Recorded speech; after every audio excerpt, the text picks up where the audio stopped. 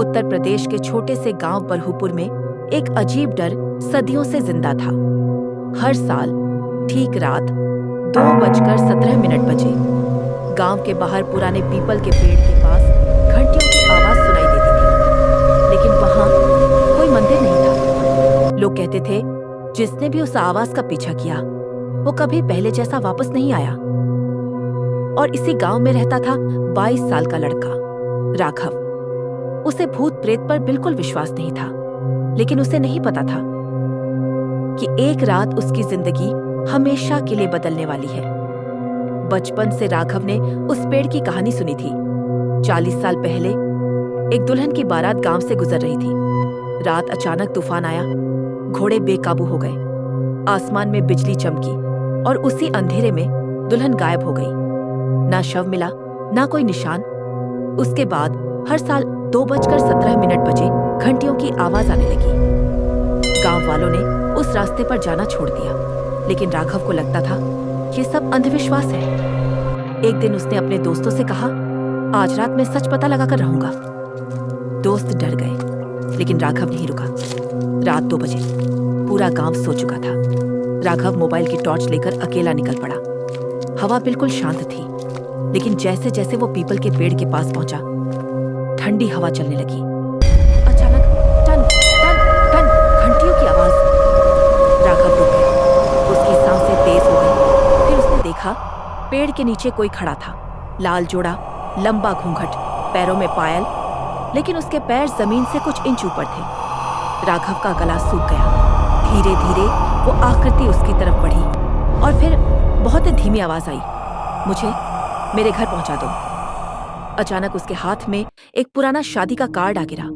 उस पर लिखा था काली हवेली, शिवनगर, और तभी दुल्हन गायब हो गई। अगली सुबह राघव उस पते पर पहुंचा।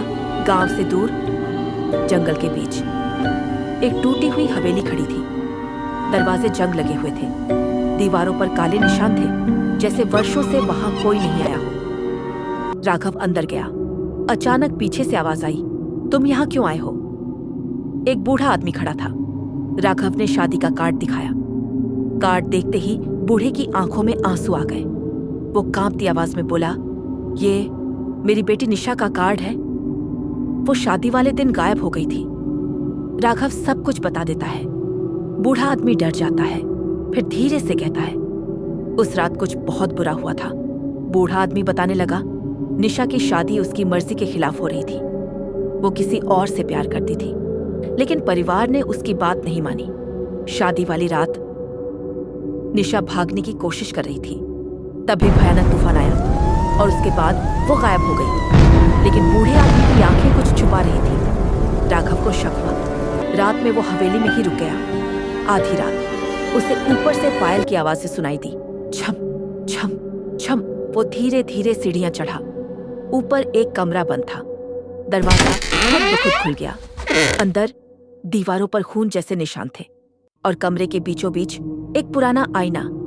आईने में राघव अकेला नहीं था, उसके पीछे लाल जोड़े वाली दुल्हन खड़ी थी।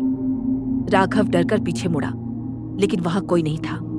फिर आईने पर अचानक खून से शब्द उभरे, सच छुपाया गया है। अचानक कमरे में तेज हवा चलने लगी। आईना टूट गया और टूटे हुए शीशे के नीचे एक पुरानी डायरी मिली। डायरी निशा की थी। उसमें लिखा था, अगर मुझे कुछ हुआ तो जिम्मेदार मेरे अपने होंगे। राघव समझ गया यह हादसा नहीं था, कुछ बहुत भयानक छुपाया गया था। अगले दिन राघव ने बूढ़े आदमी से सच पूछा। पहले वो चुप रहा, फिर रोते हुए बोला, मैंने अपनी बेटी को मार दिया। राघव सन्न रह गया। बूढ़ा आदमी बोला, उसने परिवार की इज्जत के खिलाफ जाने की कोशिश की। गुस्से में मैंने उसे पीपल के पेड़ के पास धक्का दे दिया। उसका सिर पत्थर से टकराया और वो मर गई। डर के कारण उसने शव वहीं दबा दिया। तभी से निशा की आत्मा भटक रही थी। राघव समझ गया उसे मुक्ति चाहिए। उस रात ठीक 2:17 बजे राघव बूढ़े आदमी को लेकर पीपल के पेड़ के पास पहुंचा। फिर घंटियां बजने लगी। हवा तूफान में बदल गई।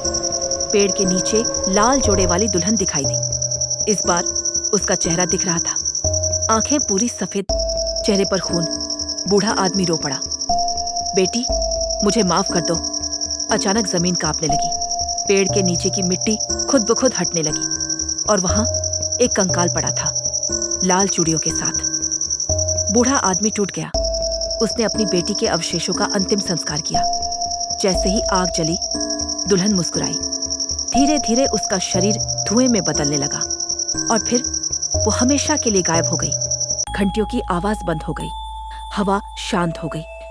लेकिन आज भी हर साल रात 2:17 बजे उस पेड़ के नीचे ताजे लाल गुलाब रखे मिलते हैं और किसी को नहीं पता उन्हें वहां कौन रखकर जाता है। और इसी के साथ ये कहानी यहीं खत्म होती है। अगर आपको ये कहानी पसंद आई हो तो लाइक जरूर करें और ऐसी ही सच्ची और डरावनी कहानियों के लिए चैनल को सब्सक्राइब करें।